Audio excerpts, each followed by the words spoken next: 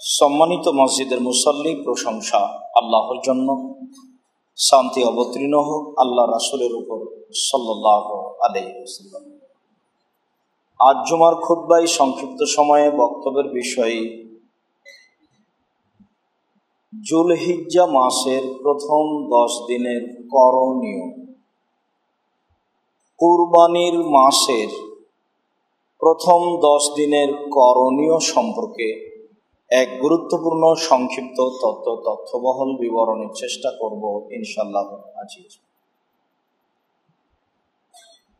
সম্মানিত দ্বীনী মুসলিম ভাই বোন, একাধিক সহিহ হাদিসের ভিত্তিতে বোঝা যায় যুলহিজ্জা মাসের প্রথম 10 দিন অতীব গুরুত্বপূর্ণ দিন, যার ইবাদত আল্লাহর নিকটে সবচেয়ে প্রিয়। মর্মে যুলহিজ্জা মাসের প্রথম 10 দিনের ইবাদত বেশি উত্তম না রমজানের শেষ 10 দিনের ইবাদত বেশি উত্তম? যুলহিজ্জা মাসের প্রথম 10 দিন কেন উত্তম, সেখানে কি রয়েছে? রমজান মাসের শেষের 10 দিন কেন উত্তম, সেখানে কি রয়েছে? রমজান মাস এমনিতেই গুরুত্বপূর্ণ মাস, কেননা তাতে সিয়াম রয়েছে। আমরা অবগত আছি যে আল্লাহকে সন্তুষ্ট করার পৃথিবীতে সবচেয়ে বড় মাধ্যম হলো সিয়াম। সিয়াম, রোজা দিয়ে আল্লাহকে যত সন্তুষ্ট করা যায়, আর কোনো ইবাদত দিয়ে আল্লাহকে তত সন্তুষ্ট করা যায় না।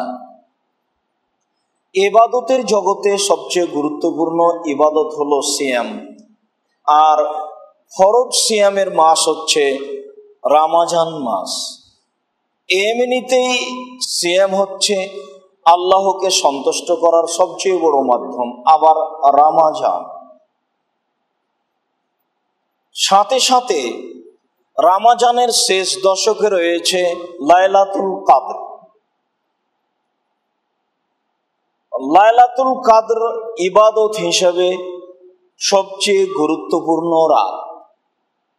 আল্লাহ তাআলা বলেন, ওমা আদরাকা মা লাইলাতুল কাদর। মুহাম্মদ, আপনি কি বলতে পারেন লাইলাতুল কাদর কি? লাইলাতুল কাদর সম্পর্কে আপনার জানা রয়েছে? আমি বলি, লাইলাতুল কাদরে খায়রুম মিন আলফি শাহর। লাইলাতুল কাদর হচ্ছে 1000 মাসের চেয়ে উত্তম। 1000 মাস ইবাদত করলে যা হয়, লাইলাতুল কাদরে ইবাদত করলে তাই হয়। লাইলাতুল কাদর রয়েছে রমজান মাসের শেষ দশকে। আবু হুরায়রা রাদিয়াল্লাহু তাআলা আনহু বলেন, রাসূল সাল্লাল্লাহু আলাইহি ওয়াসাল্লাম বলেছেন, তাহাররাউ লাইলাতুল কাদরে মিনাল বিত্রে মিন রমাদান। তোমরা রমজান মাসের শেষ দশকে লাইলাতুল কাদর খুঁজো। আয়েশা রাদিয়াল্লাহু তাআলা আনহা বলেন, রাসূল সাল্লাল্লাহু আলাইহি সাল্লাম যখন রমজানের শেষ দশক প্রবেশ করত, সাদ্দা মিজারাহু, তিনি তার লুঙ্গি গুটিয়ে নিতেন। ওয়া আহিয়া লাইলাহু, রাতে জেগে থাকতেন। ও আইকাদা আহলাহু, পরিবারকে জাগাতেন।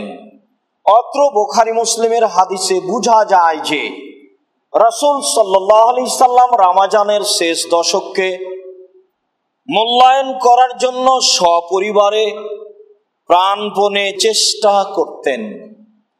চেষ্টায় সামান্যতম ত্রুটি যেন না থাকে মর্মে প্রস্তুতি গ্রহণ করতেন। হিসাবে বোঝা যায় যে রমজান মাসের শেষ দশকের অনেক গুরুত্ব, যার ইবাদত আল্লাহর কাছে অতীব পছন্দ প্রিয়। কুরবানির প্রথম 10 দিন। কুরবানির প্রথম 10 দিনে কি রয়েছে? কুরবানির প্রথম 10 দিন কেন এত গুরুত্ব রাখে? রাসূল সাল্লাল্লাহু আলাইহি সাল্লাম এইভাবে কেন বললেন?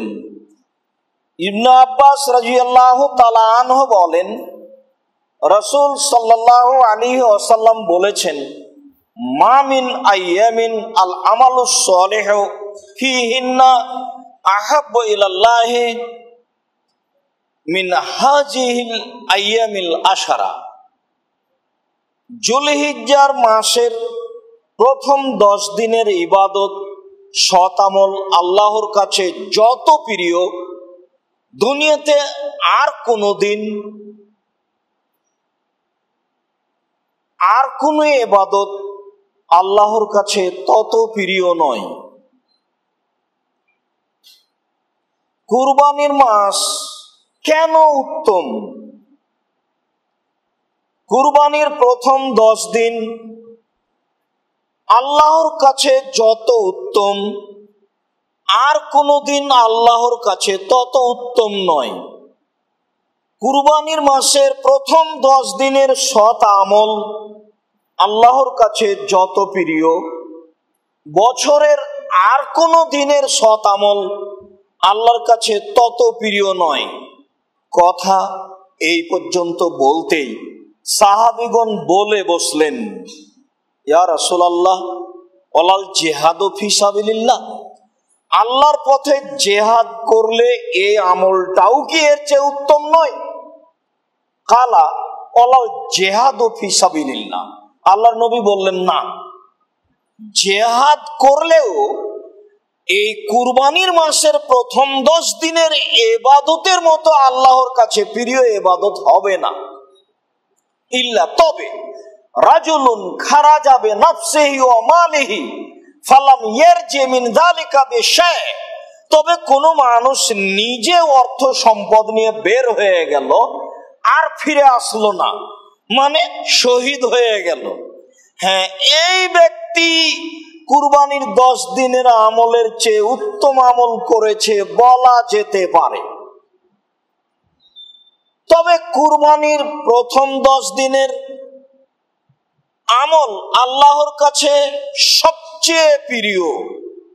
জিহাদ করতে গিয়ে ফিরে না আসে, সেইটা ভিন্ন কথা। কুরবানির প্রথম 10 দিনে কি রয়েছে? এক, কুরবানির প্রথম 10 দিনে রয়েছে হজ। কুরবানির প্রথম 10 দিনে, যুলহিজ্জা মাসের প্রথম 10 দিনে হজ হয়। আবু হুরায়রা রাদিয়াল্লাহু তাআলা আনহু বলেন, রাসূল সাল্লাল্লাহু আলাইহি ওয়াসাল্লাম বলেছেন, মান হাজ্জা লিল্লাহ ফালাম ইয়ারফুস ওয়ালাম ইয়াফসুক রাজা ইয়াউমিন কা ওয়ালাদাতহু উম্মুহু, কোন মানুষ যদি আল্লাহকে সন্তুষ্ট করার জন্য হজ করে, সেখানে অশ্লীল অপছন্দ কথা ও কর্মে লিপ্ত না হয়, তাহলে ও হজ করে ফিরে আসে সেই দিনের মতো হয়ে যেই দিন তার মা তাকে জন্ম দিয়েছে, নিষ্পাপ হয়ে ফিরে আসে। আবু হুরায়রা রাদিয়াল্লাহু তাআলা আনহু বলেন, রাসূল সাল্লাল্লাহু আলাইহি ওয়াসাল্লাম বলেছেন, তাবিউ বাইনাল হজ্জ ওয়াল উমরা, তোমরা হজ উমরা দুইটি একসাথে মিলিয়ে করো। ফাইনাহুমা ইয়ানফিয়ানি আল ফাকরা ওয়াজ যুনুবা, নিশ্চয় হজ আর উমরা মানুষের পাপ এবং পাপকে মিটিয়ে দেয় আর দারিদ্রতাকে দূর করে দেয়। নিশ্চয় হজ উমরায় পাপ মিটে যায়, দারিদ্রতা দূর হয়ে যায়। তিনি আরো বলেন, কালকিরে, কামারের ভাটির মতো।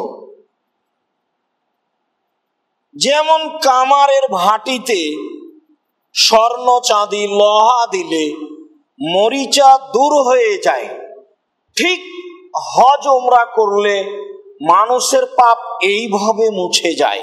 তিনি বলেন, ওয়ালাইসা লিল হাজ্জাতিল মাবরুরা সাওয়াবুন ইলাল জান্নাহ, আর কবুল হজের ফলাফল জান্নাত ছাড়া আর কিছু নয়। কবুল হজের ফলাফলই হলো জান্নাত।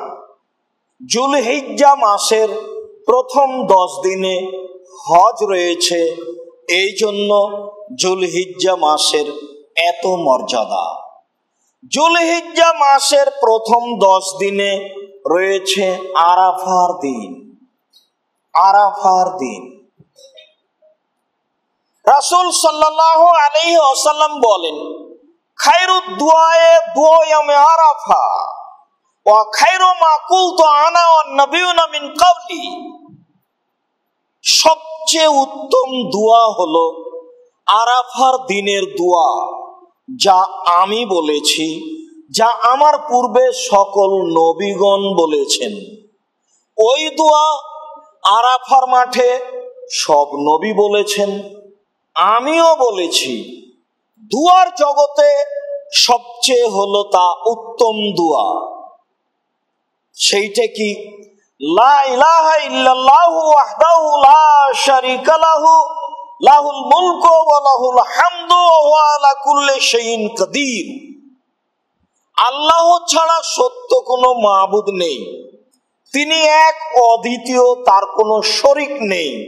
রাজত্ব তার, প্রশংসা তার, সর্বশক্তিমান তিনি। লাহুল মুলকু ওয়া লাহুল হামদু, রাজত্ব তার, প্রশংসা তার। ওয়া আলা কুল্লি শাইইন কাদির, সর্বশক্তিমান তিনি। আরাফার দিনের দোয়া, এই দোয়া সবচেয়ে উত্তম দোয়া যা মানুষ ব্যবহার করবে। আয়েশা রাদিয়াল্লাহু তাআলা আনহা বলেন, রাসূল সাল্লাল্লাহু আলাইহি ওয়াসাল্লাম বলেছেন, মা মিন ইয়াউমিন আকসারা ইতিকাল্লাহু ফীহি আবদান মিনার নারে মিন ইয়াউমি আরাফা। আরাফার দিনে আল্লাহ তাআলা যত মানুষকে জাহান্নাম থেকে মুক্তি দেন, পৃথিবীতে আর কোনো দিন তত মানুষকে জাহান্নাম থেকে মুক্তি দেন না। সেটা হোক লাইলাতুল কাদর, সেটা হোক জুমার দিন, সেটা হোক কুরবানির মাসের প্রথম 10 দিনের কোনো দিন, সেটা যেই দিনই হোক না কেন, আরাফার দিনে যত মানুষকে জাহান্নাম থেকে মুক্তি দেওয়া হয়, আরাফার মাঠে যত মানুষকে জাহান্নাম থেকে মুক্তি দেওয়া হয়, আর কোনো দিন তত মানুষকে জাহান্নাম থেকে মুক্তি দেওয়া হয় না। এই আরাফার দিন রয়েছে জুলহিজ্জার প্রথম 10 দিনে, মর্মে জুলহিজ্জার প্রথম 10 দিন ইবাদত হিসাবে সবচেয়ে উত্তম দিন। জুলহিজ্জার প্রথম 10 দিনে রয়েছে কুরবানি। আত্মত্যাগের যত ইবাদত রয়েছে, সবচেয়ে গুরুত্বপূর্ণ ইবাদত হলো কুরবানি, যা ইব্রাহিম আলাইহিস সালাম প্রাণ ত্যাগের বিনিময়ে করার প্রস্তুতি নিয়েছিলেন। আল্লাহ তাআলা বলেন, অফাদাইনাহু বিযিবহিন আযীম, আমি ইব্রাহিমের ছেলেকে ছাড়িয়ে নিলাম বড় কুরবানির মাধ্যমে। আমি ঘোষণা দিয়েছিলাম, আপনাকে আপনার ছেলেকে কুরবানি করতে হবে। তিনি বললেন, আব্বু, আমি তোমাকে স্বপ্নে দেখছি কুরবানি করছি, মাদা তারা, তোমার মতামত কি? ছেলে বলল, ইয়া বাতিফাল মা তুমারো সাতাজিদুনি ইনশাআল্লাহ মিনাস সাবিরিন। আব্বা, আপনি যা স্বপ্নে দেখেছেন তা বাস্তবায়ন করুন, আপনি আমাকে ধৈর্যশীল পাবেন। ফাসলামা, বাপ বেটা একমত হয়ে গেলেন। ওয়াতাল্লাহুল জাবিন, তিনি তার সন্তানকে মিনা মাঠে উপুড় করে শয়িয়ে দিলেন। তিনি ছেলেকে কুরবানি করছেন। আল্লাহ বললেন, ইব্রাহিম, পরীক্ষায় পাস করে গেছ, তোমার ছেলেকে কুরবানি করতে হবে। এই ঠেকা আমার বাঁধেনি, আসলে পরীক্ষা করছিলাম, পরীক্ষায় পাস করো কিনা। পরীক্ষায় পাস করে গেছ। জীবন ত্যাগের বিনিময়ে কুরবানি, যেই কুরবানি আমাদের কুরবানি, এই কুরবানি রয়েছে জুলহিজ্জা মাসের প্রথম 10 দিনে, যার কারণে হচ্ছে এত গুরুত্ব এই 10 দিনে। যদিও মানুষ বুঝেছে ভাগে কুরবানি দিই, গন্ডগোল করি, হইচই করি ভাগ নিয়ে, টাকা নিয়ে। মানুষ আসলেই কি বুঝে কুরবানির প্রথম 10 দিন? না। আর না বুঝারও একটি বড় দিক হলো, আমাদের সামনে বলা হয় না কুরবানির প্রথম 10 দিন কি। রাসূল সাল্লাল্লাহু আলাইহি সাল্লাম বললেন, মা মিন আইয়ামিন আল আমালুস সালিহু ফিহিন্না আহাব্বু ইলাল্লাহি মিন হাযিহিল আইয়ামিল আশরা। আল্লাহ তাআলার নিকটে জুলহিজ্জা মাসের প্রথম 10 দিনের চেয়ে সৎ আমল আর কোনদিন উত্তম আমল হিসাবে নেই আল্লাহর নিকটে। এই প্রথম 10 দিনের সৎ আমল আল্লাহর নিকটে সবচেয়ে উত্তম। বিদ্বানগণ বলতে চেয়েছেন রমজানের শেষ দশকের চেয়ে উত্তম। রমজানের শেষ দশকে রয়েছে লাইলাতুল কদর, কুরবানির প্রথম দশকে রয়েছে আরাফার দিন, কুরবানির প্রথম দশকে রয়েছে হজ, প্রথম 10 দিনে রয়েছে জীবন ত্যাগের বিনিময়ে আল্লাহকে সন্তুষ্ট করা। তা হচ্ছে কুরবানি, তা হচ্ছে আমাদের নবী মুহাম্মদ সাল্লাল্লাহু আলাইহি সাল্লামের উম্মতের জন্য। আল্লাহ তাআলা বলেন, লা ইয়ানালাল্লাহু লুহুমুহা ওয়ালা তিমাউহা ওয়ালাকিন ইয়ানালুহু তাকওয়া মিনকুম। তোমাদের কুরবানির গোশত, রক্ত, চামড়া এগুলি আল্লাহর নিকটে পৌঁছে না, পৌঁছে তোমাদের পরহেজগারিতা, তাকওয়া।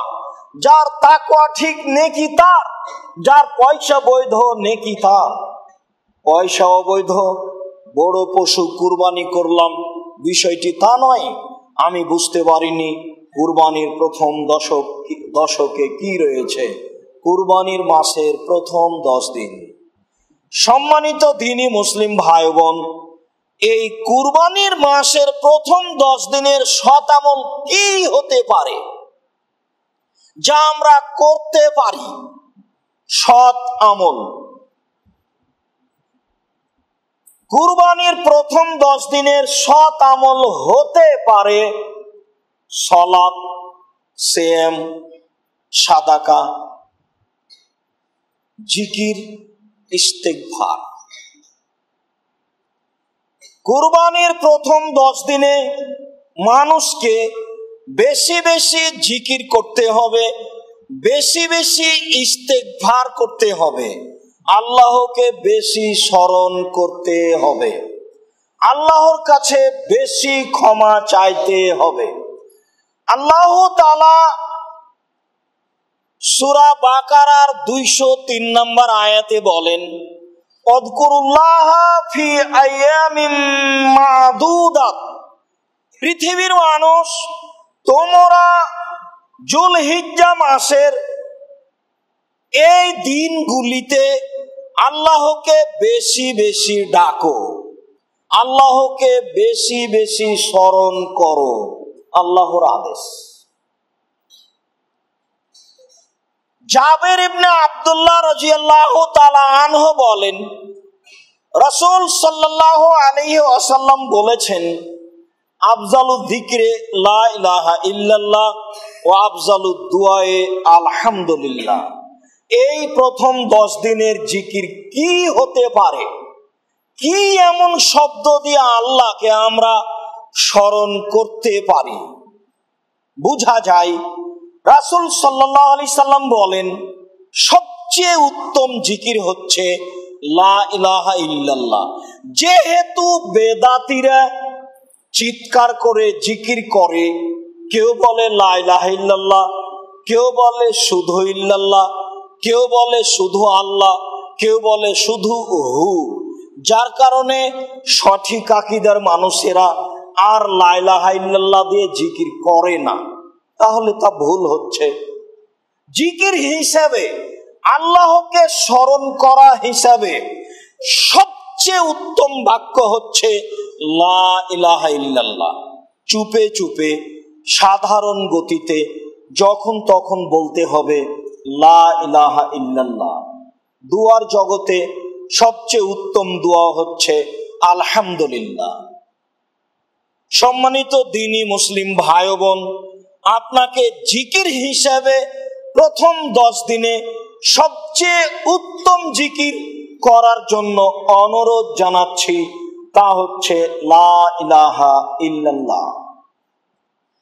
সামরা ইবনে জুনদুব রাদিয়াল্লাহু তাআলা আনহু বলেন, রাসূল সাল্লাল্লাহু আলাইহি ওয়াসাল্লাম বলেছেন, আফজালুল কালামে আরবাউন, জিকির হিসাবে 4টি শব্দ সবচেয়ে উত্তম।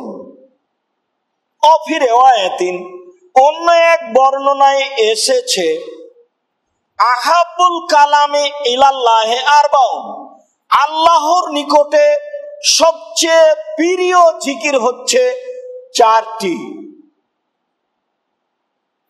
আবু হুরায়রা রাদিয়াল্লাহু তাআলা আনহু বলেন, রাসূল সাল্লাল্লাহু আলাইহি ওয়াসাল্লাম একদা বললেন,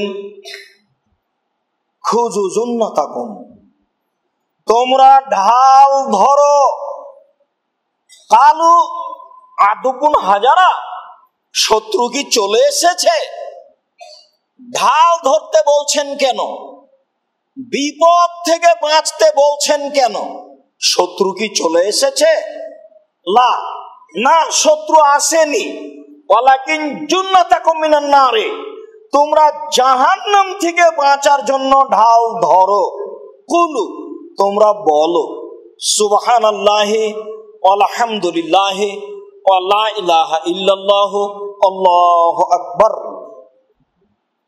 তাসবিহ হিসাবে সবচেয়ে উত্তম, তাসবিহ হিসাবে আল্লাহর নিকটে সবচেয়ে প্রিয়, বিপদ থেকে বাঁচার জন্য সবচেয়ে প্রিয় সুবহানাল্লাহি আলহামদুলিল্লাহি ওয়া লা ইলাহা ইল্লাল্লাহু আল্লাহু আকবার।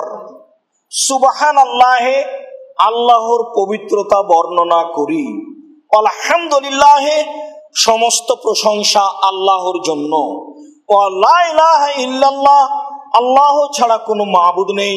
আল্লাহু আকবার, আল্লাহ সবচেয়ে বড় মহান। এই পর্যন্ত বলার পরে রাসূল সাল্লাল্লাহু আলাইহি সাল্লাম বলেন, মুজান্নিবাতুন ওয়া মুআক্কিবাতুন হুন্না আল বাকিয়াতুস সালিহা ইয়াতিনা ইয়াউমাল কিয়ামা। বিচারের মাঠে এই 4টি কালেমা আসবে তোমাদেরকে সামনের দিক থেকে রক্ষা করার জন্য। এই 4টি কালেমা আসবে তোমাদেরকে পিছন দিক থেকে রক্ষা করার জন্য। এই 4টি কালেমা হচ্ছে স্থায়ী শতামল। এই 4টি কালেমা হচ্ছে স্থায়ী শতামল।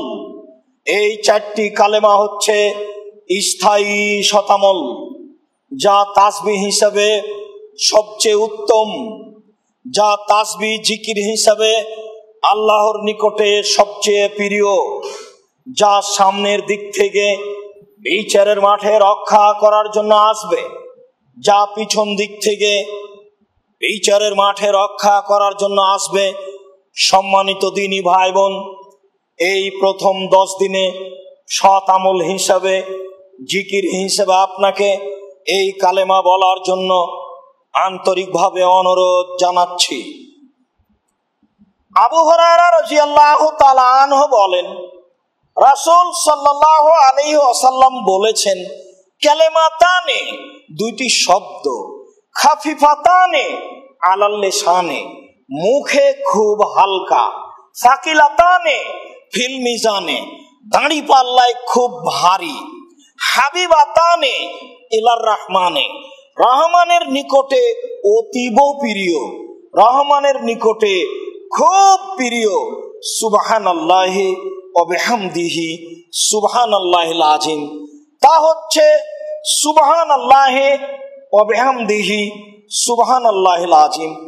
আল্লাহর পবিত্রতা বর্ণনা করি তার প্রশংসা সহকারে, আর তার বড়ত্ব মহত্ব বর্ণনা করি। এই 2টি কালেমা প্রথম 10 দিনে জিকির হিসাবে পেশ করে সবচেয়ে উত্তম সৎ আমল গ্রহণ করার জন্য অনুরোধ জানাচ্ছি। সম্মানিত দিনী ভাই বোন, কুরবানির প্রথম 10 দিনের জিকির, কুরবানির প্রথম 10 দিনের ক্ষমা, কি বলে ক্ষমা চাইব কুরবানির প্রথম 10 দিনে? বেলাল ইবনে ইয়াসার ইবনে যায়েদ রাদিয়াল্লাহু তাআলা আনহু বলেন, হাদাসানি আবি আন জাদ্দিহি, আমার পিতা আমার দাদা থেকে বর্ণনা করেন, তিনি বলেন রাসূল সাল্লাল্লাহু আলাইহি সাল্লামকে আমি বলতে শুনেছি, তিনি বলছিলেন মান কালা, যে ব্যক্তি বলবে আস্তাগফিরুল্লাহাল্লাযী লা ইলাহা ইল্লা হুয়াল হাইয়ুল কাইয়্যুম ওয়া তুবু ইলাইহি গফিরা লাহু, কেউ যদি এই দোয়া পাঠ করে তাহলে তাকে ক্ষমা করে দেওয়া হবে। সে যুদ্ধের মাঠ থেকে পালিয়ে গেল, বড় বড় পাপ রয়েছে, তার একটি বড় পাপ হচ্ছে যুদ্ধের মাঠ থেকে পালিয়ে যাওয়া, শিরক করা বড় পাপ, পিতামাতার অবাধ্য চলা বড় পাপ, মিথ্যা কসম করা বড় পাপ, মিথ্যা সাক্ষী দেওয়া বড় পাপ, জেনা করা বড় পাপ, এতিমের সম্পদ ভক্ষণ করা বড় পাপ, সুদ ঘুষ খাওয়া বড় পাপ। বড় পাপ হচ্ছে যুদ্ধের মাঠ থেকে পালিয়ে যাওয়া। সিরিয়ালে রাসূল সাল্লাল্লাহু আলাইহি সাল্লাম এভাবে উল্লেখ করেছেন, তিনি বলেন মানুষ যদি ক্ষমা চাওয়ার জন্য বলে আস্তাগফিরুল্লাহাল্লাযী লা ইলাহা ইল্লা হুয়া, আমি সে আল্লাহর নিকটে ক্ষমা চাচ্ছি যিনি ছাড়া সত্য কোনো মাবুদ নেই, আল্লাহ হাইয়ুল কাইয়্যুম, তিনি হচ্ছেন চিরঞ্জীবী চিরস্থায়ী, ওয়া তুবু ইলাইহি, আমি তার নিকটে ফিরে যাব, আমি তার নিকটে তওবা করছি। এই দোয়া যদি মানুষ ক্ষমা হিসাবে বলে তাহলে তার সমস্ত পাপ ক্ষমা করা হবে, যুদ্ধের মাঠ থেকে পালিয়ে গেলেও। আব্দুল্লাহ ইবনে উমর রাদিয়াল্লাহু তাআলা আনহু বলেন, ইন্না কুন্না নাউদ্দু লিরাসূলিল্লাহ সাল্লাল্লাহু আলাইহি সাল্লাম ফিল মাজলিসে, আমরা যখন কোনো বৈঠকে বসে থাকতাম তখন রাসূল সাল্লাল্লাহু আলাইহি সাল্লামের ক্ষমা চাওয়া দুয়াটি হিসাব লাগাতাম। তাতে আমরা মনে করতাম একুল, তিনি বলছেন কোন বৈঠকে রব্বিক ফিরলি ওয়া তুব আলাইয়া ইন্নাকা আনতাত তাওয়াবুল গাফুর মিয়া মাররা। কোন বৈঠকে বসলেই বৈঠক শেষ হতে না হতে তিনি প্রায় 100 বার বলতেন। আমরা হিসাব লাগাতাম এই দুয়াটি, রব্বিক ফিরলি, তুমি আমাকে ক্ষমা করো, রব্বিক ফিরলি ওয়া তুব আলাইয়া, তুমি আমার তওবা কবুল করো, ইন্নাকা আনতাত তাওয়াবুল গাফুর, তুমি হচ্ছ বেশি বেশি তওবা কবুলকারী, তুমি হচ্ছ বড় ক্ষমাশীল, তুমি আমার তওবা কবুল করো, তুমি আমাকে ক্ষমা করো। রব্বিক ফিরলি ওয়া তুব আলাইয়া ইন্নাকা আনতাত তাওয়াবুল গাফুর, রব্বিক ফিরলি ওয়া তুব আলাইয়া ইন্নাকা আনতাত তাওয়াবুল গাফুর। রাসূল সাল্লাল্লাহু আলাইহি সাল্লাম কোন বৈঠকে বসে বৈঠক শেষ হতে না হতে আমরা অনুমান করতাম 100 বারে ক্ষমা চাওয়ার দোয়াটি তিনি পড়লেন।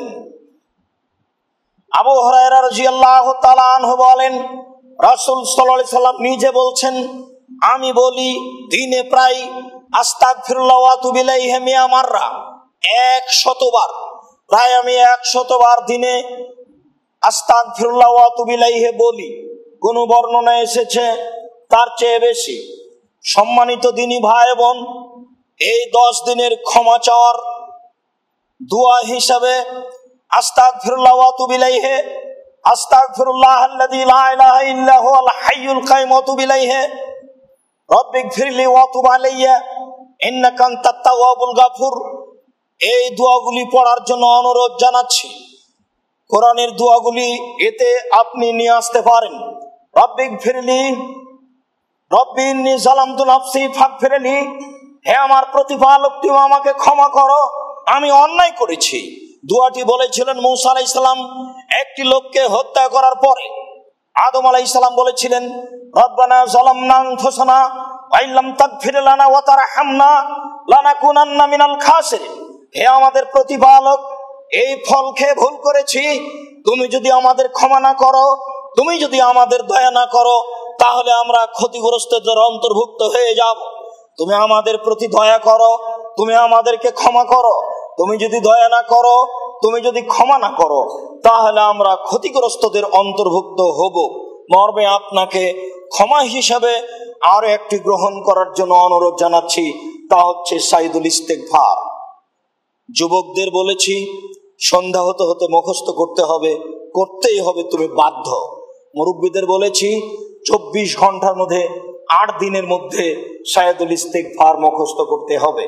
যুবকদের দেওয়া আছে সময় 24 ঘন্টা, মুরব্বীদের সময় দেওয়া আছে 8 দিন। সাইদুল ইস্তেগফার ক্ষমা চাওয়ার সর্দার। যেসব মাধ্যম দিয়ে ক্ষমা চাওয়া, যেসব মাধ্যম দিয়ে ক্ষমা চাওয়া যায় তার সবচেয়ে বড় মাধ্যম হচ্ছে সাইদুল ইস্তেগফার। আল্লাহুম্মা আনতা রাব্বি লা ইলাহা ইল্লা আনতা খালাকতানি ওয়া আনা আবদুকা ওয়া আনা আলা আহদিকা ওয়া ওয়া'দিকা মাসতাতাতু আউযু বিকা মিন শাররি মা সানাতু ওয়া আবু'ু লাকা বিনি'মাতিকা আলাইয়া ওয়া আবু'ু বিযামবি ফাগফিরলি ফাইন্নাহু লা ইয়াগফিরুয যুনুবা ইল্লা আনতা। রাসূল সাল্লাল্লাহু আলাইহি ওয়াসাল্লাম বলেন, কেউ যদি সকালে বলে সন্ধ্যা পর্যন্ত সময়ে মারা গেলে জান্নাতে যাবে, কেউ যদি সন্ধ্যায় বলে সকাল পর্যন্ত সময়ে মারা গেলে জান্নাতে যাবে। সম্মানিত দ্বীনি মুসলিম ভাই বোন, কুরবানির প্রথম 10 দিনের তাসবিহ তাহলিল জিকির আজকার উত্তম আমল হিসেবে জিকির ও ক্ষমার কথা বলছিলাম। বুঝে আল্লাহ আমল করার তৌফিক দান করুক। আল্লাহুম্মা আমিন। আল্লাহুম্মা সাল্লি আলাইহি আল্লাহুম্মা বারিক আলাইহি। আলহামদুলিল্লাহ ওয়াহদা ওয়াসসালাতু ওয়াসসালামু আলা মান লা নাবিয়্যা বাদা। ইবনে আব্বাস রাদিয়াল্লাহু তাআলা আনহু বলেন, রাসূল সাল্লাল্লাহু আলাইহি সাল্লাম বলেছেন, কুরবানির প্রথম দশকে মানুষ যেই শতামল করে, সেই শতামল আল্লাহর নিকটে সবচেয়ে প্রিয়। সেই শতামল কি হতে পারে? সেই শতামল হিসেবে আমরা বলছিলাম, তা হচ্ছে জিকির, তা হচ্ছে ক্ষমা, তা হচ্ছে সালাত। এই সময়ে নফল সালাত আদায়ের চেষ্টা করতে হবে। উমামা বাহিলি রাদিয়াল্লাহু তাআলা আনহু বলেন, রাসূল সাল্লাল্লাহু আলাইহি সাল্লাম বলেছেন, আলাইকুম কিয়ামুল লাইলি, আলাইকুম কিয়ামুল লাইল, তোমাদের জন্য রাতে ইবাদত করা জরুরি, তোমরা রাতে ইবাদত করো। ফাইন্নাহু দাবুস সলিহিনা কাবলাকুম, রাতে ইবাদত করা তোমাদের পূর্বের লোকদের আমল। পৃথিবীতে যারা পরহেজগার মানুষ হিসেবে চলে গেছেন, তারাই ছিলেন রাতে আমলকারী, রাতে সালাত আদায়কারী। রাতে সালাত আদায় করা কাজটি হচ্ছে চলে যাওয়া ভালো মানুষের আমল। তিনি পরের বাক্যে বলেন, হুয়া কুরবাতুন লাকুম ইলা রাব্বিকুম, রাতে সালাত আদায় করলে আল্লাহর নৈকট্য অর্জন করা যায়, আল্লাহর নিকটে হওয়া যায়। মুকাফফিরাতুন লিসায়া, রাতে সালাত আদায় করলে মানুষের পাপ মিটে যায়। ওয়া মানহাতুন আনিল ইসমে, রাতে সালাত আদায় করলে মানুষ পাপ থেকে দূরে সরে যায়। কুরবানির মাসের প্রথম 10 দিনের শতামল রাতের সালাত, নফল সালাত।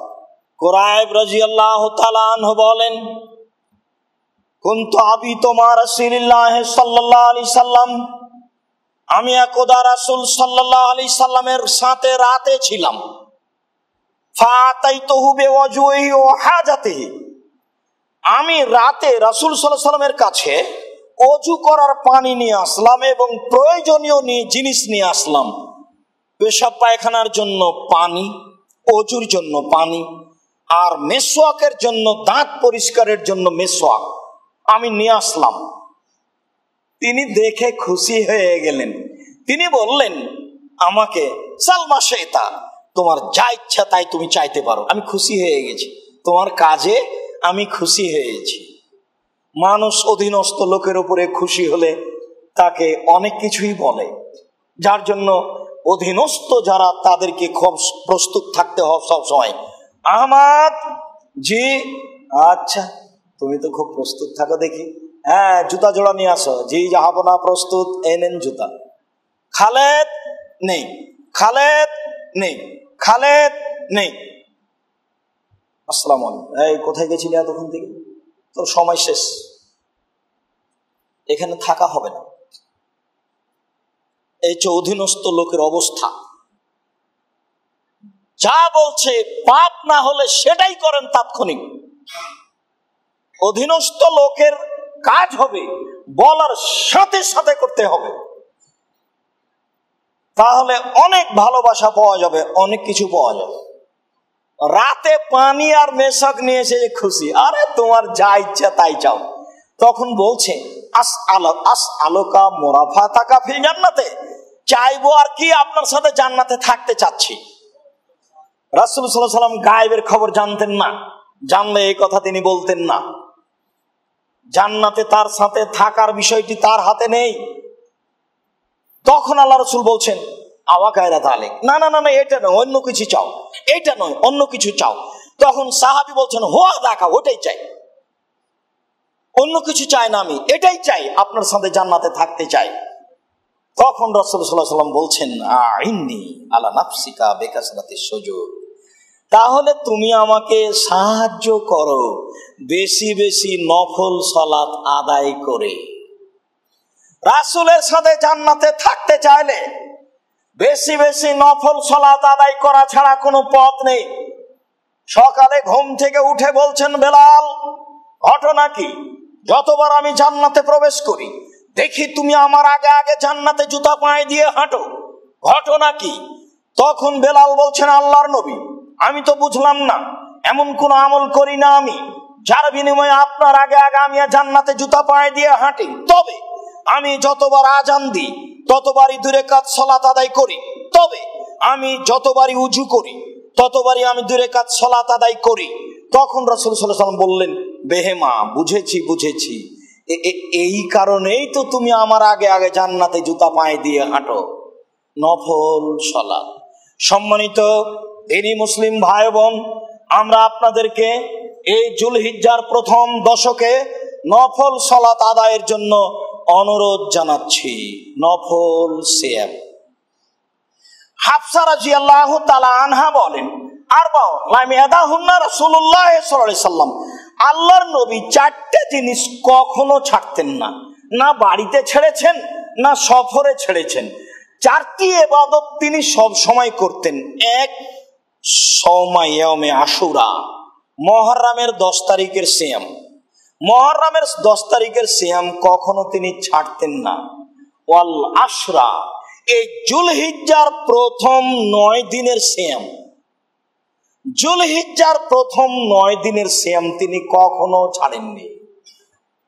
ওয়াসালাসাত আইয়ামিন মিন কুল্লি শাহরিন, আর প্রত্যেক মাসের 3 দিনের সিয়াম, 13, 14, 15 চন্দ্র হিসাবে তিনি 13, 14, 15 সিয়াম কখনো ছাড়েননি।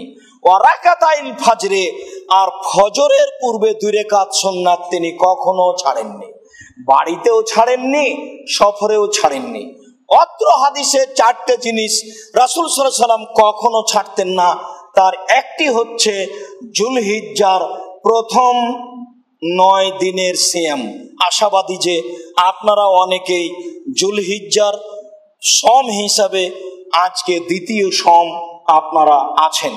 বৃহস্পতিবার ছিল 10 দিনের প্রথম দিন, জুমাবার হলো আজ 10 দিনের দ্বিতীয় দিন। যদি পার হয়ে যায় তাহলে আগামী শনিবার থেকে নিয়ে 9 তারিখ পর্যন্ত নফল সিয়াম পালনের প্রাণপণে চেষ্টা চালাতে হবে জুলহিজ্জার প্রথম 10 দিনের শতামল হিসাবে। ইবাদতের জগতে আল্লাহকে সন্তুষ্ট করার সবচেয়ে বড় মাধ্যম হলো সিয়াম। ফরজ সিয়াম করতে তো আপনি বাধ্য, তা আপনি করবেনই, কিন্তু আপনি আল্লাহকে সন্তুষ্ট করবেন নফল সিয়াম দিয়ে। সাহাল ইবনে সাদ রাদিয়াল্লাহু তাআলা আনহু বলেন রাসূল সাল্লাল্লাহু আলাইহি সাল্লাম বলেছেন জান্নাতে 8টি দরজা রয়েছে, তার একটি দরজার নাম রায়ান, লা ইয়াদখুল মিনহু ইল্লা শায়মুন, এই দরজা দিয়ে সিয়াম পালন করা ব্যক্তি ছাড়া কেউ প্রবেশ করতে পাবে না। লা ইয়াদখুলু মিনহু আহাদুন গায়রুহু, তারা ছাড়া কেউ কখনো প্রবেশ করতে পারবে না। এজা দাখালু যখন তারা প্রবেশ করে যাবে উগলিকা, তখন এই দরজা বন্ধ করা হবে। ফালামেদ খোলা হাতুন, এই দরজা দিয়ে আর কেউ প্রবেশ করতে পাবে না। জান্নাতের 8টি দরজা আছে, সব দরজা দিয়ে সবাই প্রবেশ করতে পারে। হজ পালনকারী ওই দরজা দিয়ে, এই দরজা দিয়ে, ওই দরজা দিয়ে প্রবেশ করতে পারে। দানকারী এই দরজা দিয়ে, ওই দরজা দিয়ে প্রবেশ করতে পারে। সালাত আদায়কারীও সব দরজা দিয়ে প্রবেশ করতে পারে। তবে ওই দরজা দিয়ে শুধু সিয়াম পালনকারী প্রবেশ করতে পারবে, আর কোনো মানুষ পারবে না। ব্যতিক্রম ইবাদত হলো সিয়াম। রাসূল সাল্লাল্লাহু আলাইহি সাল্লাম বলেন, কুল্লু আমাল ইবনে আদম ইজাফুল হাসানাতু বিআশারি আমসালিহা ইলা 700 জিব। ক্বালা আল্লাহু তাআলা ইল্লা সাম ফাইনাহু লি ওয়া আনা আজিজু বিহি। আদম সন্তানের যত নেকি আছে সব এক করলে 10 লিখতে বলা হয়, 700 পর্যন্ত আরো বাড়ানো হয়। এই ফেরেশতা শোনো, হজ করেছে নেকি লিখে দাও। এই শোনো, দান করেছে নেকি লিখে দাও। এই শোনো, তাসবিহ তাহলিল করেছে নেকি লিখে দাও। এই শোনো, সালাত আদায় করেছে নেকি লিখে দাও। 700 পর্যন্ত লিখো, আরো লিখো। তবে সিয়ামের নেকি কোন ফেরেশতার ব্যাপারে বলেন না। তিনি বলেন সিয়াম আমার ব্যাপার, প্রতিদান আমি দিব। আপনাকে কি আমি বোঝাতে সক্ষম যে ইবাদতের জগতে ব্যতিক্রম ইবাদত সিয়াম? কোন ইবাদত তার সাথে মিলবে না। উমামা বাহিলি রাদিয়াল্লাহু তাআলা আনহু বলেন, আমি বললাম আল্লাহ রাসূল আমাকে একটা ইবাদতের কথা বলেন। তখন রাসূল সাল্লাল্লাহু আলাইহি ওয়াসাল্লাম বললেন, আলাইকা বিসসাম ফাইনাহু লা ঈদা লাহু। তুমি সিয়াম পালন করো। ইবাদতের জগতে সিয়ামের সমপর্যায়ের কোনো ইবাদত নেই। অফি রিওয়ায়াতিন, অন্য এক বর্ণনা রয়েছে, তুমি সিয়াম পালন করো, ফাইনাহু লা মিসলা লাহু। ইবাদতের জগতে সিয়ামের সাদৃশ্য কোনো ইবাদত নেই। কোনো ইবাদতকে বলা যাবে না এইটা সিয়ামের মতো, রোজার মতো। হজকে বলা যাবে না এইটা রোজার মতো।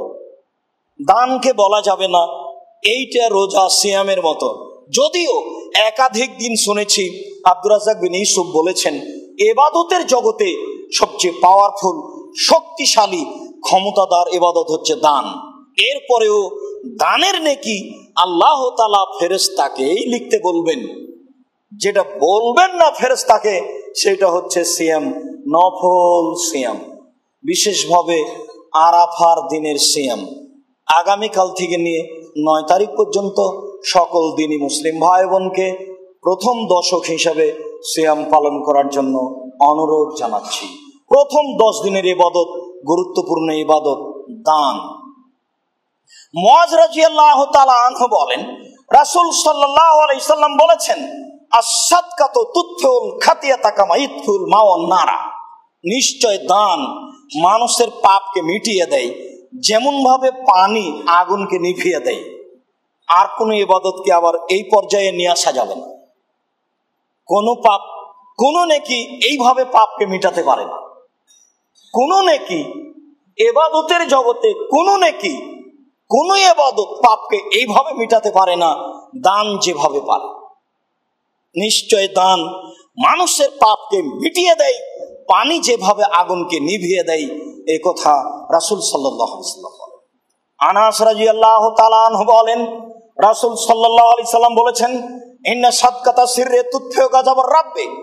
নিশ্চয় গোপন দান আল্লাহর রাগকে মিটিয়ে দেয়। গোপনে দান করবেন, আল্লাহর রাগটা মিটে গেছে। জাহান্নামে দেওয়ার সিদ্ধান্ত নিয়েছিলেন, ওটা কেটে দিয়ে এখন জান্নাতে দিবেন। উকবা ইবনে আমির রাদিয়াল্লাহু তাআলা আনহু বলেন, রাসূল সাল্লাল্লাহু আলাইহি সাল্লাম বলেছেন, কুল্লু ইমরিন ইয়াকুনু ফি যিল্লি সাদাকাতিহি হাত্তা ইউকজা বাইনান নাস। বিচারের মাঠে প্রত্যেক মানুষই তার দানের ছায়াতলে থাকবে যতক্ষণ পর্যন্ত বিচার করা না হচ্ছে। সম্মানিত দিনী ভাই বোন, বাক্যটি অতীব গুরুত্বপূর্ণ।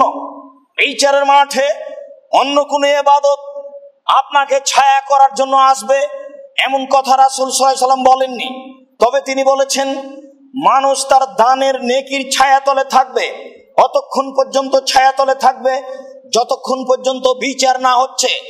বিচার শেষ হওয়া পর্যন্ত আপনি থাকবেন ছায়ার নিচে, তারপর বোঝা যাবে বিচারের ফলাফল কি হয়।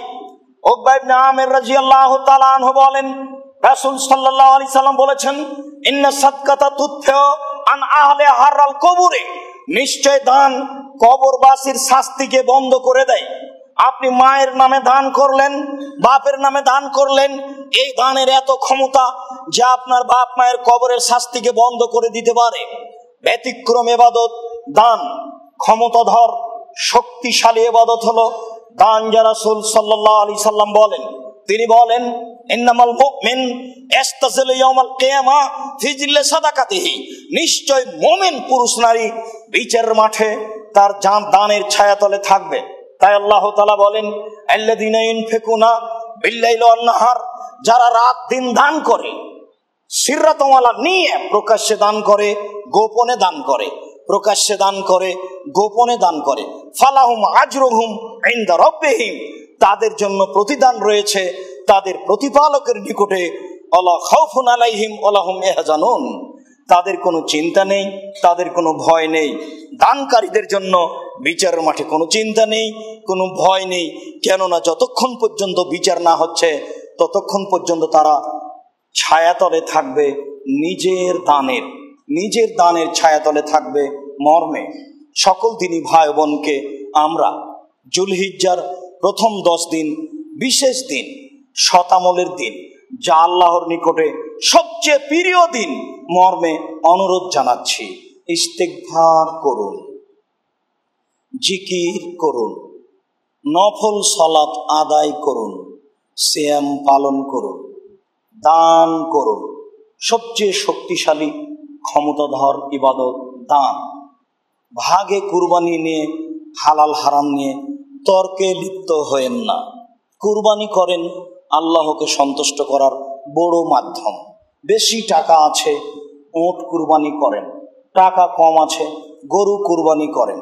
টাকা কম আছে, খাসি কুরবানি করেন। টাকা কম আছে, ছাগি কুরবানি করেন। টাকা কম আছে, ভেড়া কুরবানি করেন। ভাগে কুরবানি করতে কেন গেলেন? এত দ্বন্দ্বের মধ্যে আপনি কেন? মর্মে সকল দিনই ভাই বোনকে এই কুরবানির প্রথম 10 দিন মূল্যায়ন করার জন্য অনুরোধ জানিয়ে জামিয়া সালাফিয়ার পরিচিতি দিতে চাচ্ছি। আপনারা জানেন, এদেশে সঠিক আকীদার সবচেয়ে বড় প্রতিষ্ঠান জামিয়া সালাফিয়া। জামিয়া সালাফিয়া রূপগঞ্জ, নারায়ণগঞ্জ, ঢাকা। জামিয়া সালাফিয়া ডাঙ্গিপাড়া, পবা, রাজশাহীতে প্রায় 3000 ছেলে মেয়ে অবস্থান করে, যাদের 535 জন এতিম ও অসহায়, তার 115 জন শুধু এতিম। সম্মানিত দিনী ভাই বোন, আমরা আপনাদেরকে জামিয়া সালাফিয়ার পরিচয় দিয়ে তাদের আরও প্রয়োজনের, এই প্রতিষ্ঠানের আরও প্রয়োজনের কথা বলছি। এখানে ছাত্রদের জন্য, ছাত্রীদের জন্য আবাসিক ব্যবস্থার অতীব প্রয়োজন রয়েছে। রূপগঞ্জ, নারায়ণগঞ্জ, ঢাকায় মসজিদের অতীব প্রয়োজন রয়েছে। জামিয়া সালাফিয়া ডাঙ্গিপাড়া, পবা, রাজশাহীর বাইতুল হাম জামে মসজিদের 2 তলার কাজ হচ্ছে। মর্মে সকল দিনী ভাই বোনকে দানের হাত প্রশস্ত করার জন্য অনুরোধ জানাচ্ছি। সম্মানিত দিনী ভাই বোন, আমাদের পক্ষ থেকে যেসব অ্যাকাউন্ট নাম্বারগুলি আপাতত এখন দেওয়া হয়েছে সেগুলি ব্যবহার করুন। আর বিকাশ নাম্বার হিসাবে যা দেওয়া হয়েছে সবগুলি বন্ধ করা হয়েছে। বিশেষভাবে এজেন্ট নাম্বার বন্ধ করা হয়েছে, যার শেষে আছে 8180, এটা বন্ধ করা হয়েছে। আপনাদের জন্য সহজ পথ অবলম্বন করা হয়েছে, তা হচ্ছে মার্চেন্ট বিকাশ। মার্চেন্ট বিকাশ নাম্বারে টাকা দিলে টাকা কাটে না, সরাসরি ব্যাংকে জমা হয়, আমাদেরকে খরচ দিয়ে উঠাতে হয় না।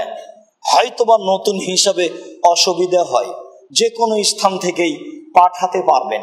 4 নম্বর অপশনে আপনাকে পেমেন্ট করতে হবে, তাহলে আপনি মার্চেন্ট বিকাশে টাকা পাঠালেন, এইটা প্রমাণ হবে। 01974 0888967 01974 0888967।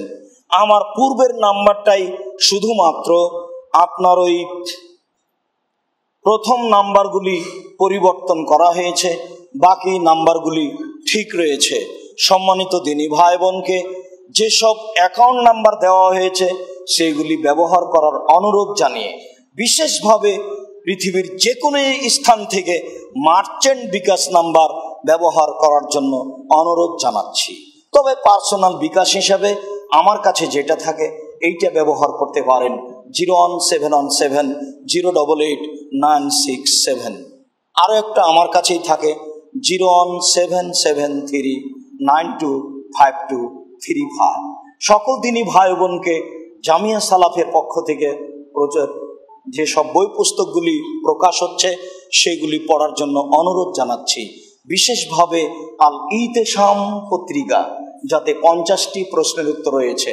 পৃথিবীর সকল দিনই ভাই বোনকে আল ইতেসাম পত্রিকা পড়ার জন্য অনুরোধ জানাচ্ছি।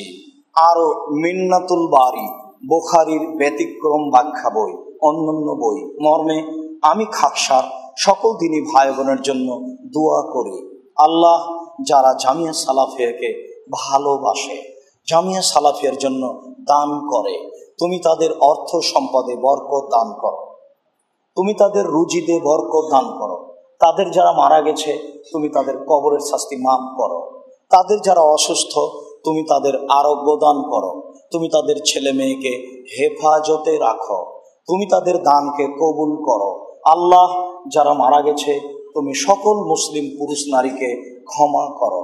যারা আমরা মেডিকেলেও বাড়িতে অসুস্থ রয়েছি তুমি তাদেরকে আরোগ্য দান করো। তুমি আমাদেরকে তোমার রাসূলের পদ্ধতি অনুযায়ী চলার তৌফিক দান করো। তুমি আমাদেরকে যুলহিজ্জা মাসের প্রথম 10 দিন রাসূলের পদ্ধতিতে মূল্যায়ন করার তৌফিক দান করো। এ দাবি, এ দাওয়া, এই দোয়া তোমার দরবারে রেখে আজকের জুমার খুতবা এখানেই শেষ করলাম। সাল্লাল্লাহু আলাইহি ওয়াসাল্লাম।